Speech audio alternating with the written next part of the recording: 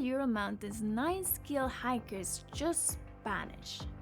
Later, their bodies were discovered under very bizarre and chilling circumstances.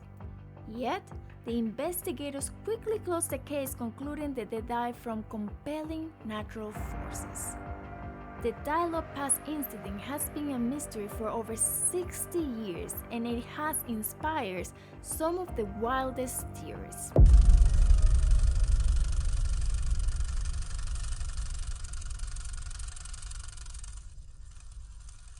Our story began in 1959 when Igor Dyatlov, the group leader, planned a hiking expedition.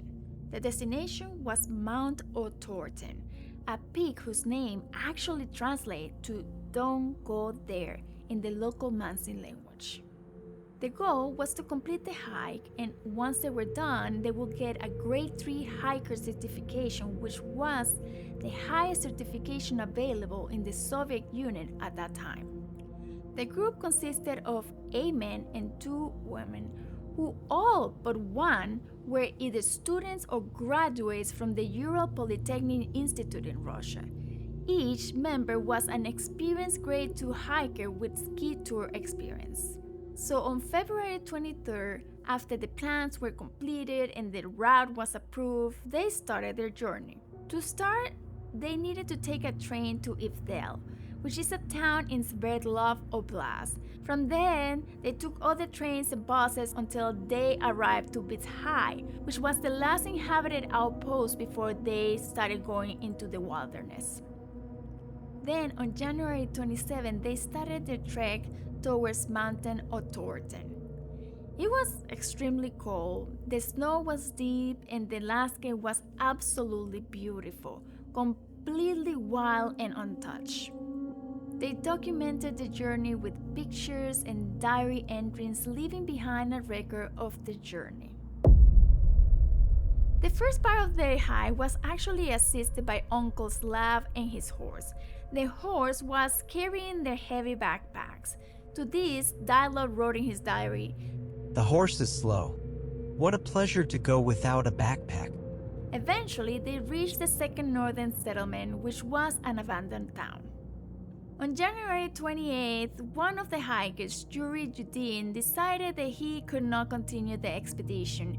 He was suffering from sciatic pain and didn't want to become a burden for the rest of the group. What he didn't know, though, was that this decision ended up saving his life, as he was the only survivor from this group. Lida's diary entry kind of captured this moment. She wrote, "Yuri Yudin got sick. He's going home. So, there are 9 of us in the future." The days passed and the group made good progress. January 29th, second day of our hike. We made our way from the Lazva River to the Ospia River. We walked along a Mansi trail. January 30th. Today is a third cold night on the bank of Ospia River. We are getting used to it. January 31st came, and they continued hiking in the cold, harsh winter, and eventually they settled for the night. That night, Dyatlov wrote in his diary, "Dinner's in the tent, nice and warm. Can't imagine such comfort on the ridge, with howling wind outside, hundreds of kilometers away from human settlements." On February 1st, they began to climb through the passes that would lead them to Otorten. As they continued hiking, the weather got worse and the snowstorm reduced their visibility to almost zero. They couldn't see where they were going, and they ended up going west towards the slopes of Golaxiaco, or better known as Death Mountain.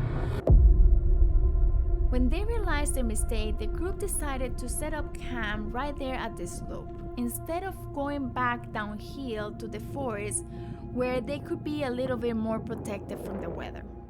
Then, in the middle of the night, something happened that made them cut their way out of the tent and leave the safety of the campsite with barely any clothing or shoes in the heavy snow and sub-zero temperatures. Days went by. The original plan was that Dyatlov would send a telegram to the sport club as soon as the group returned to Vizhai, somewhere around February 12th. But as the day passed by and they didn't hear anything from the hikers, they finally sent the first rescue group on February 20th. Then on February 26th, they found the tent. It was partially covered with snow and there was no one inside. The side of the tent was cut from the inside as if the hikers cut their way out of the tent instead of leaving through the entrance. Most mysterious of all is that most of the belongings were still inside, like their backpacks, clothing, shoes, and even food. And outside the tent, there were two skids that were propped up sticking out from the snow. Once they found the tent, they kind of kept looking around and eventually they found some footprints. And it was of people either wearing only socks or a single shoe or barefoot, and they were leading down towards the woods. Like anyone else, the search team followed the footprints that led them to the forest, and under a big tree, they found the remains of a small fire and the first two bodies. The first victims were Yuri Krivonichenko, who was missing the tip of his nose, had burns on his body, and a piece of flesh in his mouth that he had bitten off of his own hand. And Yuri Dorochenko, who had a gray foam coming from his mouth, burns on his foot and right temple, and multiple bruises and abrasions. Both of them were shoeless and underdressed. Some believe they suffer from a phenomenon known as paradoxical undressing, which occur when individuals start to feel hot despite actually being freezing to death and begin to remove their clothes. However, it is actually believed that the clothes were removed by the other survivors once they have died. One of the things the investigators noticed was that the branches of the trees above them were broken about 5 meters above the ground, suggesting that someone had climbed up the tree. As they continued their search, later they found the body of Igor Dyatlov. He had multiple bruises and abrasions and what looked like blood around his mouth. Then they found the body of Zinaida Kolmogorova, better known as Zina.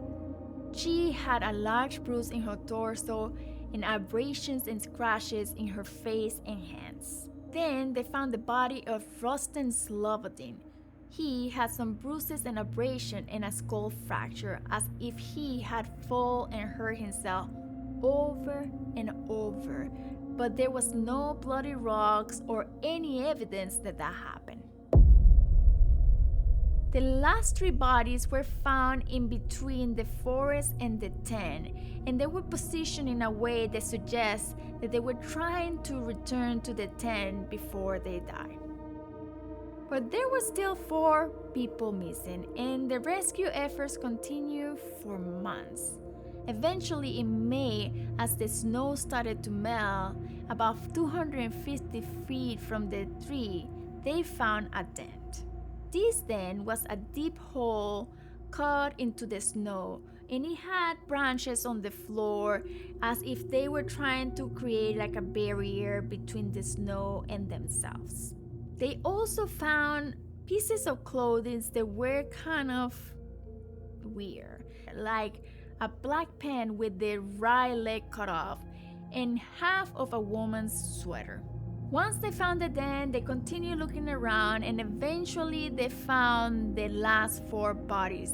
They were buried under the snow a few feet from the shelter, and when they were found, the story got even stranger. Lumila Dubunina's was the first body that they found, and her body was missing her tongue and eyeballs. She had broken ribs, hemorrhage of the right atrium of the heart, and internal bleeding. She was also wearing a sweater that was radioactive. Then there was Alexander Kolevatov. He was wearing a sweater and pants that were both radioactive and also had a deformed neck. The next body was from Semyon Solotoryov. He was missing his eyeballs and had broken ribs on the right side. The last body belonged to Nikolai Kribyuk Brignoli, who had a skull fracture. What is weird and interesting at the same time is that the force of these injuries could not have been done by a human. Instead, they are more consistent with those sustained in a car crash or being near the explosion of a bomb. However, the bodies didn't have any soft tissue damage or external wounds associated with the bone fractures. In total, 6 victims died of hypothermia and 3 died from injuries. Now, shortly after the victims were recovered, in May of 1959, the case was officially closed. They said that the hikers died from an unknown compelling force which they were unable to overcome. After the investigation of the incident was closed without clear answers, all the files, journals, and photographs were classified, and the area was made off limits. However, many questions remain, like why did the hikers leave their tent without proper clothes or supplies? If they had to leave in such a hurry, why do their footprints suggest they walked calmly instead of running? Why was some of their clothing found to have traces of radiation? And what caused the deadly injuries in 3 of the hikers? As anyone can imagine, people started to come up with their own theories and speculations. In total, there are over 70 theories about what could have happened that day, and here are some of them. One theory is about an avalanche, even though there hasn't been one before or after the incident, and the area where the tent was found isn't steep enough for an avalanche. This theory proposed that when the hikers cut into the snow to create a platform for their tent, they kind of weakened the snow stability. That night, there were very strong winds known as Katabatic winds, which can be as strong as a hurricane.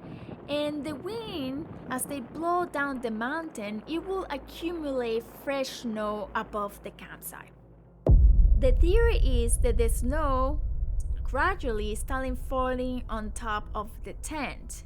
And once they woke up and saw what was happening, they kind of panicked and grabbed a knife and left the safety of the tent. However, there's others that believe that instead of the snow gradually falling down, a big slab of snow collapsed on top of the snow, and that is what caused all the fractures of the ribs and the skull, and the victims freaked out and they cut their way out of the tent and walked towards the forest. Yet there are others that believe when the Katabatic winds suddenly started, the team decided to leave the tent and partially cover it with the snow to prevent damage from the wind. Some of the hiker injuries were explained by debris carried by the wind. However, by the time the rescue team arrived, there was no evidence of an avalanche, and it was probably because it wasn't large enough, and as the weeks passed by, the wind kind of erased any sign of a natural disaster. There were still a lot of questions. If an avalanche happened, why was the ski outside the tent still upright? And if a slab avalanche caused the injuries, how were the hikers able to move, and why didn't they die near the tent? They had severe skull and rib fractures and would not have survived very long after the injuries. Yet, there's no sign of anyone dragging or assisting any of these injured people. Even more puzzling, those with the worst injuries were found furthest from the tent. So how did they manage to do so? A flashlight was found on top of the tent, and the theory is that they were trying to use it as a beacon to find their way back once the threat was over. But if there was an avalanche, or if the winds were so strong, how did the flashlight stay on top of the tent? To be fair, some believe the injuries didn't happen inside the tent. For unknown reason, after they evacuated the tent, the hikers were not able to return, and they eventually die from exposure, with the last 4 dying when a temporary shelter collapsed on top of them. Another theory is that the hikers were actually on a KGB secret mission. Alexei Rikitin suggested that 3 of the hikers were KGB agents on a covert mission to expose a cell of a CIA operation. The first one was Semyon Solotaryov, who was 37 years old and was the oldest member of the group. He joined the expedition at the last minute. January 23rd, Dubinina's diary. At first, nobody wanted this Solotaryov, for he is a stranger, but then we all agreed, because you can't refuse. He was a combat veteran with years of military experience, and he also worked in the past with the Soviet secret police. Additionally, when they found his body, he had a camera around his neck, suggesting he might have been carrying a secret camera. Unfortunately, the camera film was damaged with the water, leaving us with no answers. Then there was Alexander Kolevatov, who worked at a top secret scientific facility known as PO Box 3394, and Yuri Krivonochenko, who worked at a PO Box known as 404/10, where a massive nuclear accident happened in 1957. The theory is that, unknown to the other hikers, the real mission of the hike was to deliver radioactive samples to a group of CIA agents and take pictures of the spies. This theory kind of was supported by the discovery of the radioactive clothing among their belongings. However, something went wrong and the CIA agents just killed all of them. The theories get even stranger. On February 1st, the group of hikers wrote what is described as a satirical propaganda leaflet, and it was called the Evening Otorten No. 1. Now, it was very clear that what they wrote in the Evening Otorten was intended to be a joke. Other stories in the parody newspaper were exaggerated accounts of things the hikers really did, such as Philosophical seminar on the topic of love and hiking takes place daily on the tent premises. This humor reflects conversations they actually had about love, as documented in some of the diary entries.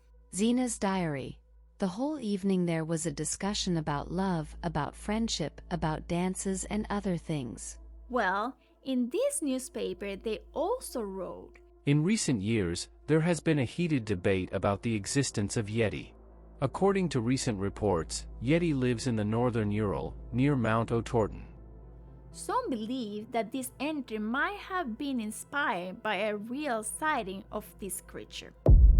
These speculations were further fueled by a picture taken by one of the hikers that showed a humanoid figure kind of coming from behind a tree, leading to some people to believe that the hikers might have been attacked by a Yeti. However, there were no large footprints around the campsite, and the tent or the bodies did not show any sign of an animal attack. However, some even argue that the Yeti photograph is an out-of-focus picture of one of the hikers coming from behind a tree, possible after using the bathroom. Now, there's also the fact that the sky light up with something unknown that day. On the night of the incident, the local Mansin people and another hiking group reported witnessing glowing golden orbs in the sky. And there's even a picture taken by one of the Dyatlov hikers that show a weird light in the darkness. Additionally, during the investigation, it was observed that the pine trees in the forest had the tree tops burned. However, the detail was not followed up at that time. Years later, in 1990, Lev Ivanov, who led the initial investigation, published an article titled "The Enigma of the Fireballs."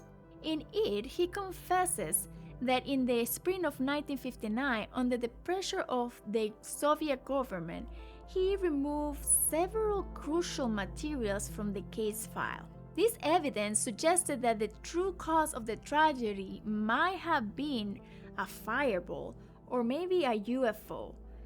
Others speculate that it could have been some kind of experimental weapon. Now, his revelation made the mystery around the Dyatlov Pass incident even more mysterious, hinting that the Soviet authorities might have concealed the real reason behind the hiker's death. Then there is the theory of the infrasounds. It is believed that the night of the incident, the weather was extreme and a phenomenon known as the Karman vortex streak happened. This phenomenon can cause tornado-like forces and also generate a terrifying sound that can cause the hikers to become disoriented and anxious. This theory proposed that the tornado force did not hit the tent, but the sound created panic on the hiker to the point that they fled the tent and fell victims to the brutal cold before they came to their own senses. The next theory is about the fallen tree. In this theory, Igor Paplot and Teddy Hitjiska proposed that the limb of a tree fell on top of the tent and injured the hikers. They believed that Igor Dyatlov and his team were smart enough to avoid placing the tent on the slope, where there was a lot of wind, especially given that the tent was very old and they were constantly having to fix it. Instead, they suggested the tent was placed a mile down the slope within the tree line near the large cedar tree where the remains of the fire were found. This location would have offered protection and allowed the tent to be suspended between the trees, a setup that was needed to hang the stove in the air. Now, there is a picture from the morning of February 1st that showed the Dyatlov Pass hikers tent set up between the trees. This picture was most likely taken before they pack up for their next destination, and is kind of a representation of how they usually will set up the tent. Now, this theory proposed that once they settled for the night, a big and frozen limb from a tree fell on top of the tent and on top of the night hikers and caused severe physical injuries like the rib and the skull fractures. Now, this forced them to cut their way out of the tent into the sub-zero temperature while not properly dressed, and the heavy tree prevented them from removing any of their belongings. A fallen tree limb could have been a natural disaster. However, the cover-up indicated something else happened.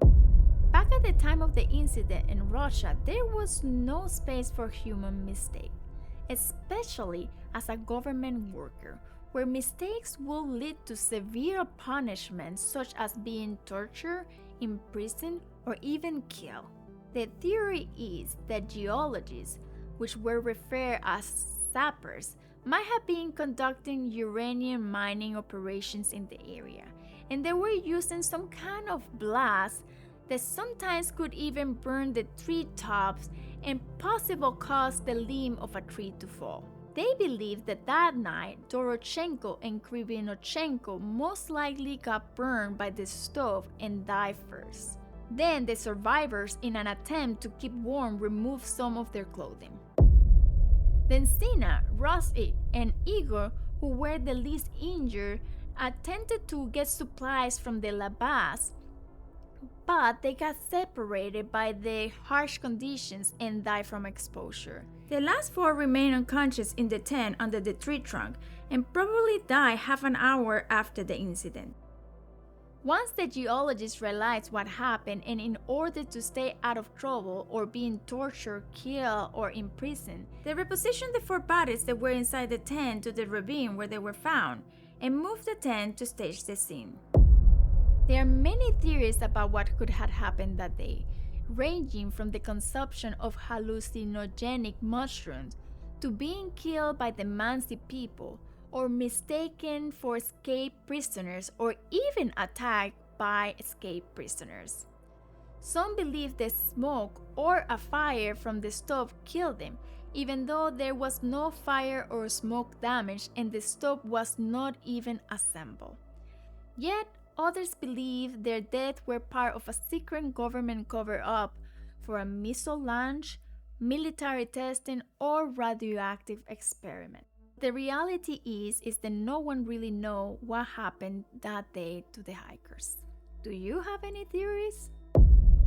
Today, there's a monument in the cemetery featuring the pictures of all 9 members of the group and a memorial plaque on the pass of Death Mountain that reads, "In memory of those who left and did not return." We named this pass after the Dyatlov group. The pass have been called Dyatlov Pass ever since.